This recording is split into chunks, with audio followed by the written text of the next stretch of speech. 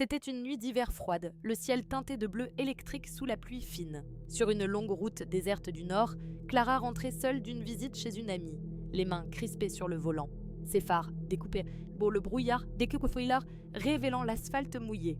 Dans son rétroviseur, une voiture bleu foncé surgit, ses feux allumés, roulant trop près derrière elle. Le moteur du véhicule grondait à son oreille comme si l'inconnu à l'intérieur attendait qu'elle fasse une erreur.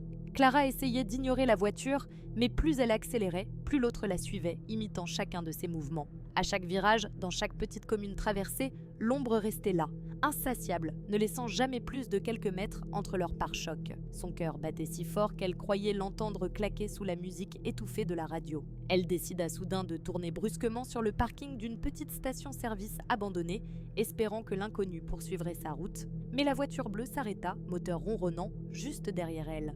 Tremblante, Clara décida de sortir et d'affronter la conductrice, une femme d'une 50aine d'années, au regard trop calme, figé derrière son volant, impassible. « Pourquoi me suivez-vous » cria Clara. La femme murmura simplement qu'elle croyait reconnaître la voiture de sa fille, mais rien dans sa voix ni dans sa manière de fixer Clara ne semblait rassurant. En roulant à nouveau, Clara remarqua que la voiture reprenait la filature, plus près, plus insistante. Avançant jusque dans le chemin de campagne menant à sa maison, là où personne ne passait jamais la nuit, quand Clara atteignit enfin l'allée de la maison, la femme s'arrêta juste derrière elle. Cette fois, elle sortit et demanda d'une voix tremblante l'autorisation de rester pour la nuit, prétextant la fatigue.